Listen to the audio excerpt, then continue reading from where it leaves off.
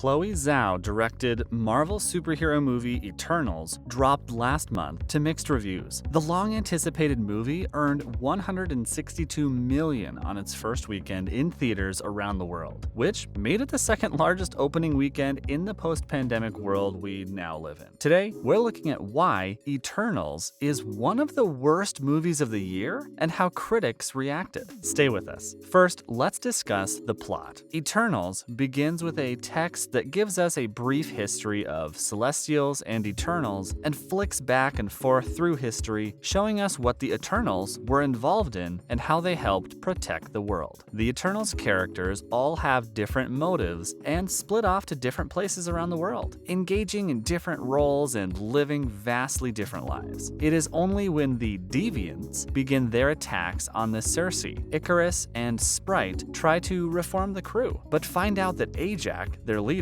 has been murdered by the Deviants. The guys then head off in a private jet courtesy of Kingo, who is living as a Bollywood actor, and go and pick up the rest of the team. The rest of the movie consists of the guys running, or more accurately, flying around the planet, trying to save the world. The team are involved in a battle with the Deviants and also the Celestials, who made the Deviants to kill the predators on planet so the intelligent population would survive. But as usually happens, the Deviants evolved and got out of control, so the rest of the movie follows the plight of the Eternals trying to control and subdue their rivals. What did you think of the story? Next up, we're looking at some plot holes. First of all, where were the Avengers? Stay with us to find out. So, as we know, the group saves the planet from destruction by their creators, the Celestials. In only a matter of seconds, the Deviants create a global earthquake, which makes news all around the world, so if it's a global event, why didn't the Avengers know about it? Or did they know and decide not to do anything? We are left wondering as to why none of the Earth's mightiest protectors are even the least bit interested in a threat to the global population? Are they off saving some other planet? We really don't know what has happened here, and this one appears to be a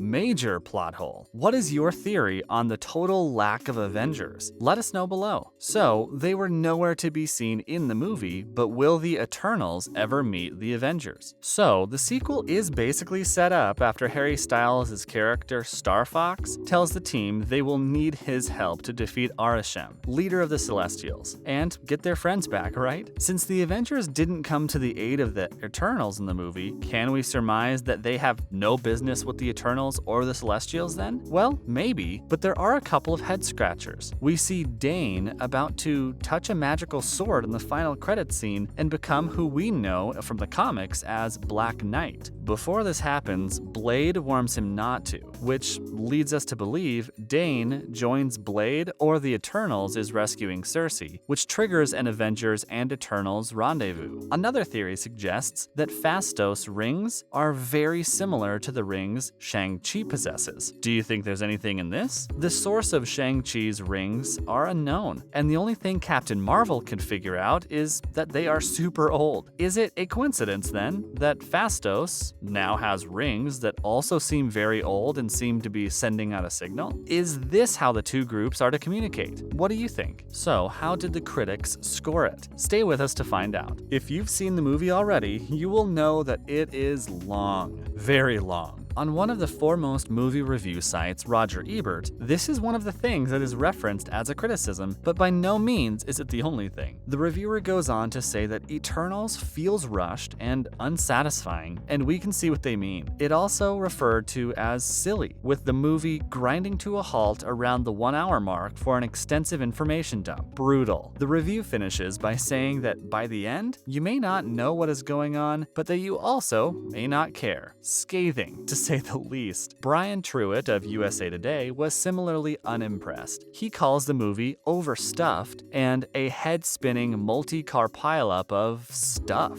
He did go to praise how ambitious and often beautiful the movie is, but came back to the point of how long it was and also claimed that the director tries to do too much within the time frame, ultimately conceding that she has too many subplots to juggle. He did go on to say that Zhao's style was evident throughout, but this this wasn't enough to save the movie from another poor review. The BBC's Nicholas Barber was equally negative, bashing both the students' decisions to hire Zhao and, by proxy, Zhao herself. It seems that hiring a writer-director who specializes in muted documentary-like dramas for an action spectacular about gaudily costumed interstellar demigods may not have been the wisest choice, he said. What did other critics think of it then? Stay where you are. British newspaper The Guardian, well respected in the movie review game, called the movie everlasting comic book mediocrity. Wow. They also went on to say that while Zhao is known for examining delicate and intimate characters and human connections, this is the sort of genre that completely obliterates that sort of filmmaking. They went on to remark that the casting and storytelling ultimately let down what could have been a landmark moment for superhero movies with the representation and inclusion they were trying to portray with the characters. So, did the studio ultimately make a mistake hiring Zhao? What do you guys think? Joshua Rivers, film reviewer at Polygon, said that the film dreams big but fails hard. He goes on to reference how difficult the story is to follow, which we kind of agree with, calling it equal parts puzzle piece and experiment. Whilst he is complimentary of Zhao in parts, he says the movie continually yields to the familiar whenever it tries to do something new. Much has been made of the cast as well, and Rivers believes that there are just too many stars and characters to give everybody a fulfilling arc. The New York Post went all in and said the movie was one of Marvel's worst movies so far. Another scathing review. They went on to call the movie a snooze, claiming that Zhao has upchucked one of the MCU's worst movies in ages. Was it that bad? What did you guys think? Some positive reviews now, with critics loving the depiction of Asians in the movie. So, with Eternals receiving lots of, quite frankly, terrible reviews, there was one point that everyone agreed on, that the film succeeded in its representation of often maligned Asian characters. There were several actors of Asian descent on display in the latest Marvel offering, including Gemma Chan, whose father is from Hong Kong, Indian actor Kumail Nanjiani, and Korean actor Ma Dong-seok, Don Lee. Whilst Ma is still using a westernized version of his name to make it easier for, well, Westerners, at least these guys are being rewarded for their acting skills and not being turned down for roles based on what they look like. For generations, Asians have appeared in film as the Asian character, not as a main character who is a superhero, for example, but Eternals shatters that ceiling and has hopefully paved the way for more ethically diverse superheroes in the future. They have succeeded in not having Chan's character, in particular, defined by any cultural markers, although Nanjiani's character is a Bollywood actor. But it's a case of looking at the positives at this point and acknowledging that progress is being made. Nancy Wang Yun, professor of sociology at Biola University, said, "Even if there's not a message preaching diversity or inclusion or anything, just seeing your face up there and seeing that you are part of a team working together for a greater good and also having powers, the ability to say you agree and don't agree in an equal way, that is significant." We couldn't agree more, Nancy. Who is your favorite character on the show? So, what's next for Marvel after Eternals was bashed from pillar to post? Let's see. At the end of the month, Marvel has the opportunity to quickly redeem themselves when the new series Hawkeye comes out. We see Jeremy Renner as Clint Barton, whose task it is to train new Hawkeye recruit Kate Bishop. We have seen Kate appear in the Young Avengers and Hawkeye comics. The next movie we will see from the universe is Spider-Man: No Way Home, which is set to drop just before Christmas. What upcoming Marvel joint are you most excited for? Let us know below. As always, thanks for tuning in today, guys, and remember to stop by next time. Why not share this movie with your Marvel fan buddies too?